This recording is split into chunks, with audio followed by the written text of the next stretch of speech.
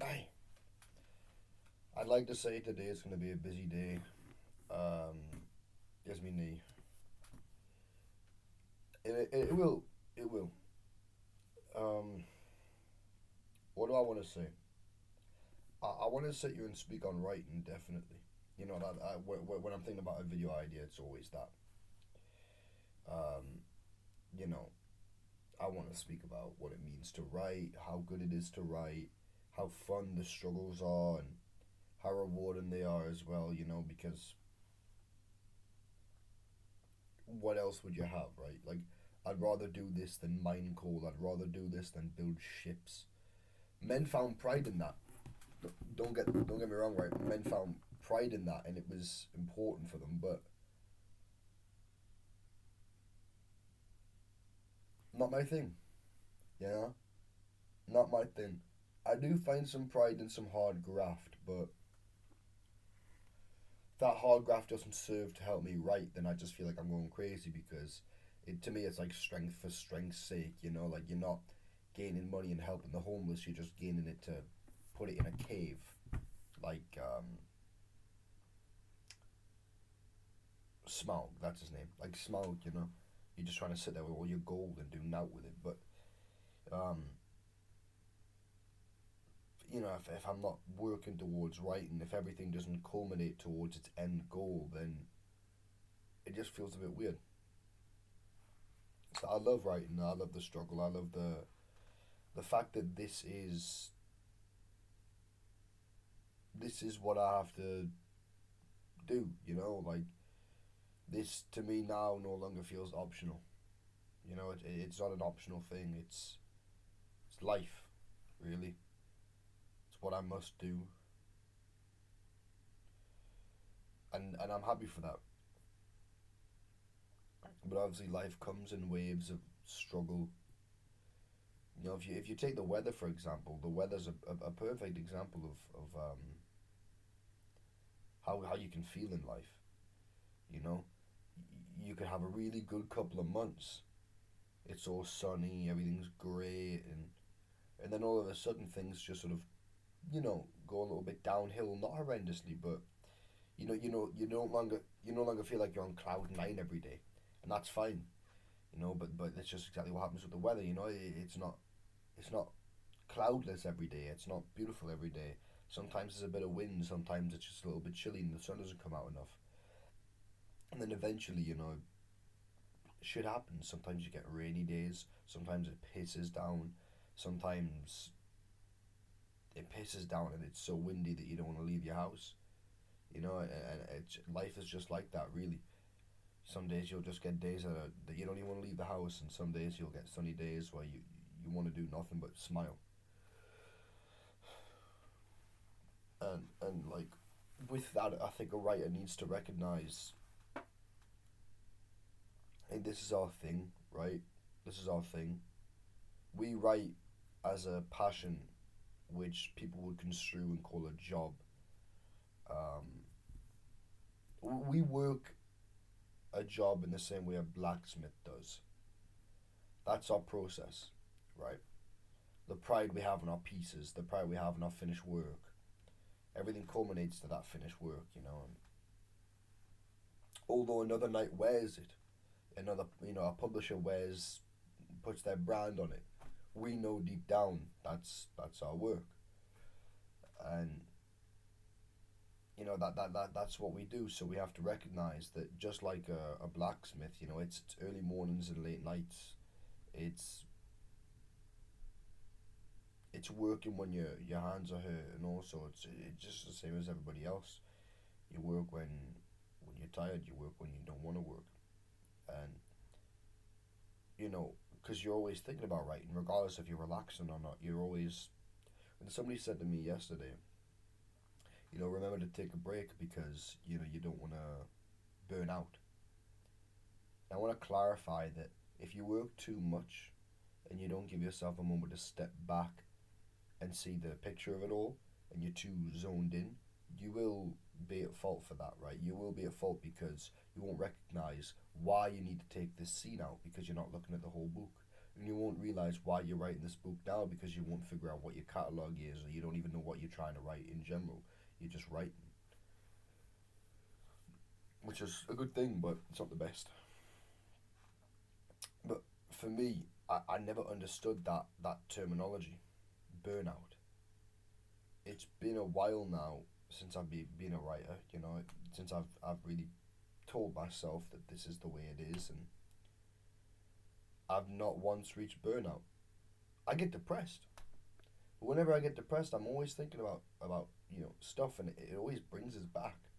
In the same way that Bukowski had such a large drinking problem, but the reason why he was able to get off was because his writing was a thing. Like, he always had to write. He always brought him back. He never went days without writing a poem. Even in that time, he said he had a 10-year stretch of not writing. Bollocks, he always wrote. And I feel that, because no matter what happens in life, I always want to write. I have I've got no burnout because I've got a catalogue of things that I know I can write at any moment. And anytime I think about not writing them, that's my burnout. The antithesis, right? Like, when I'm not working is when I feel horrendous. Writing does to me what not very many things can do. It's a part of the soul. It's a part of who I am, and I think I'll strap on some other stuff onto this video to make it a little bit more coherent or make sense to an audience. That writing is this difficult thing sometimes, but it's also your thing.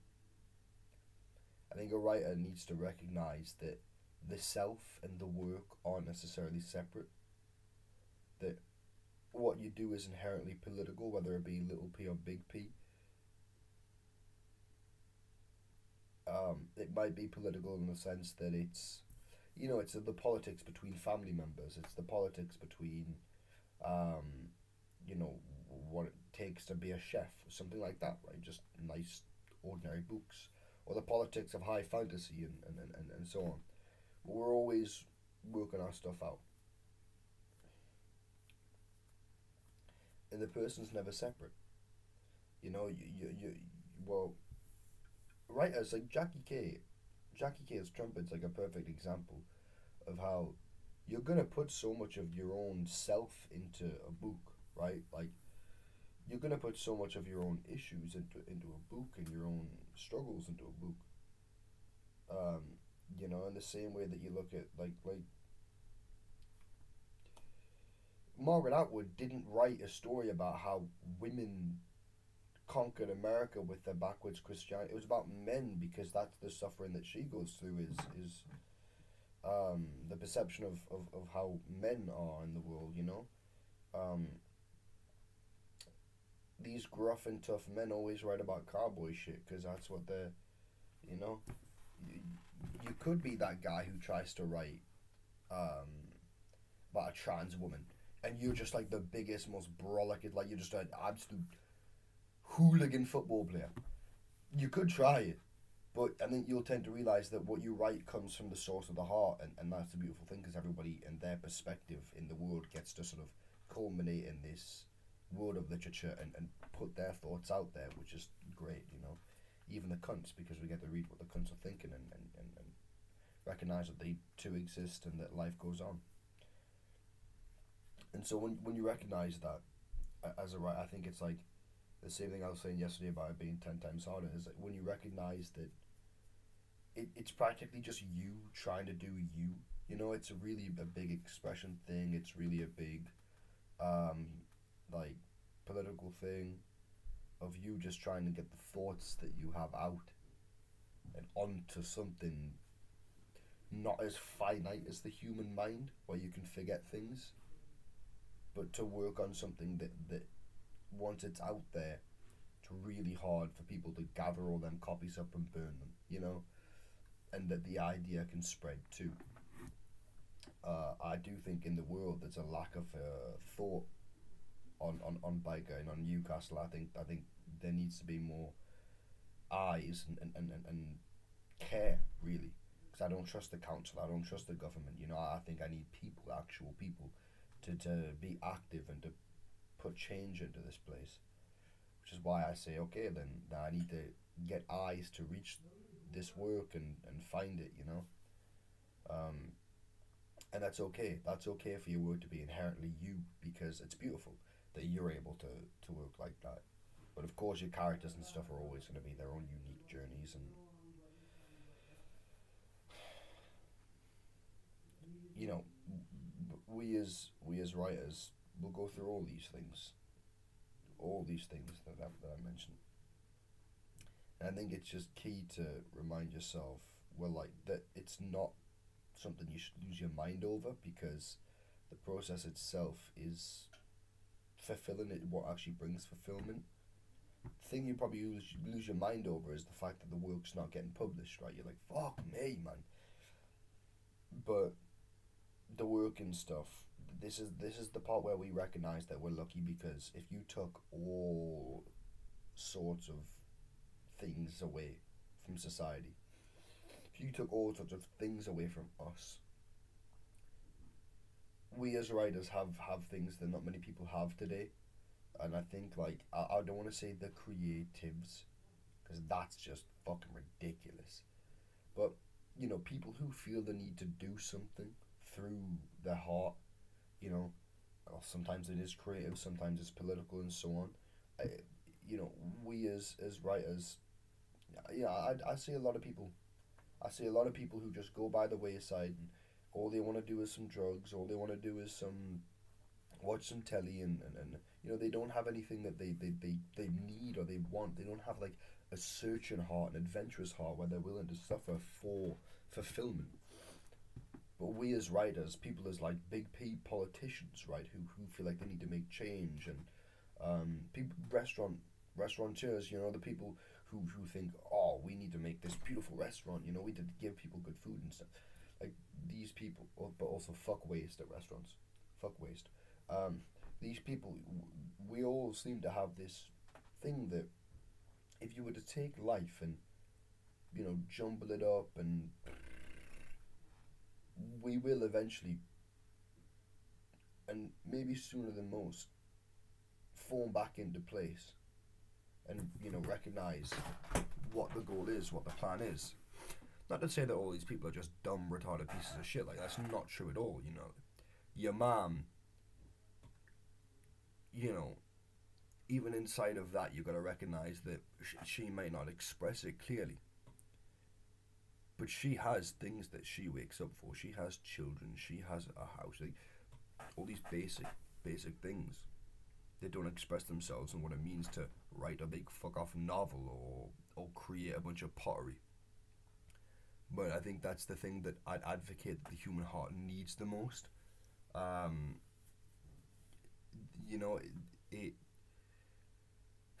we need something to do when things get hard and when things are easy. We need that fight. We need something to struggle for, and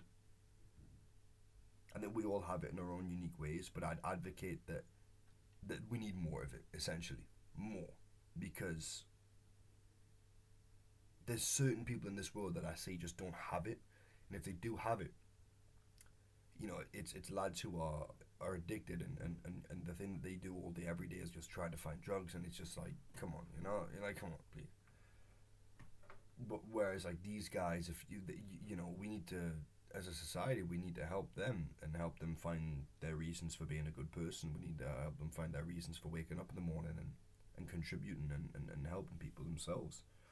Um, and I like, to me, a utopia in a way will never be reached, but a utopic idea is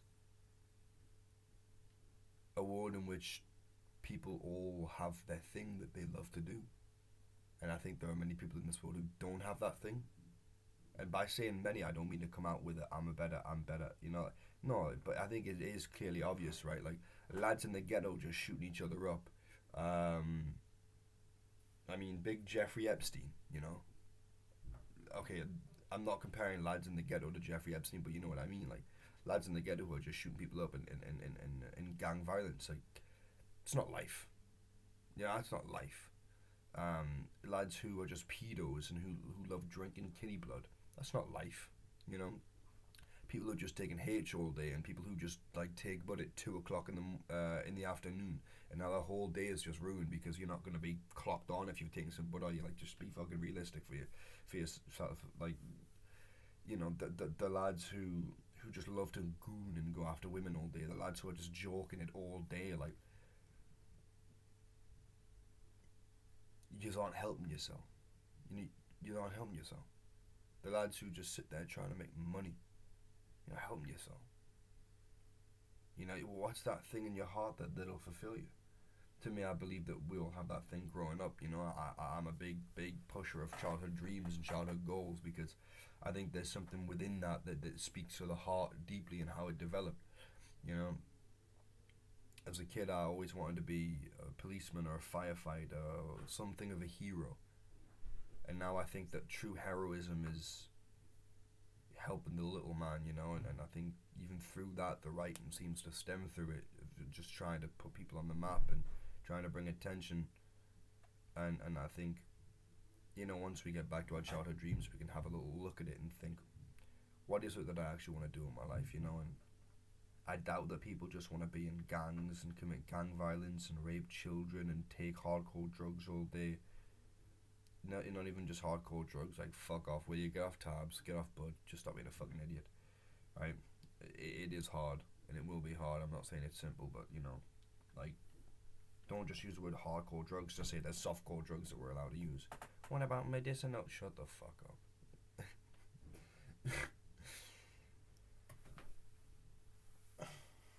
Find that thing that you love to do and do it. You know, especially if you're like a big brolic black dude who's like 7'2" and all you want to do all day is paint sculptures.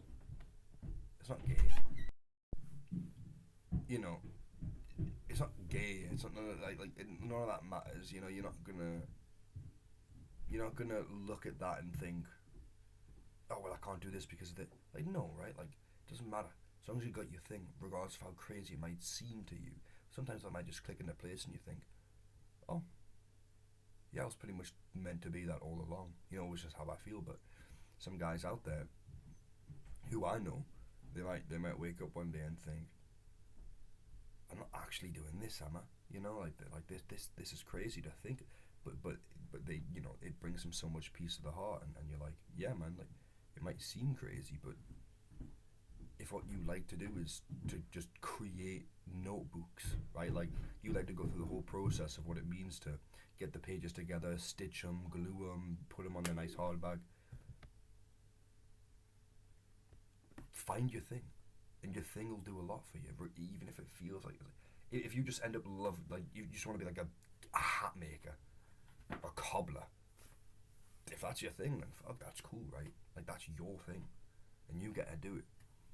And I think we need more people in this world who just have their thing, who just do their thing, and especially people who struggle. I think once they find their thing, it'll bring so much peace and reason, you know, reason to get up in the morning rather than just getting up and slugging about. But also, those people have to go through a really big process of change first before you can find stuff like that, because you can't just one day take a shot of something, wake up and find it, you know, because you'll still have to get off, you'll still have to develop a mindset, you'll still have to go through life and figure things out. But we all deserve, is what I'm saying, we all deserve to find our thing because it's our thing. And I think because of that, by virtue of it, it's just, we're like a lost soul who needs to find their partner. And I think we all deserve it, really. So what I'll say to that is I think you should find your thing, and I think you should hold on to it, and you should hold on to it even when people tell you to stop. You should hold on to it when you tell yourself to stop. And you should hold on to it when things get really bad and you feel like it's just not working out. Because you love this thing, and then this thing's so fucking important. So just gotta do it, right? Gotta find it.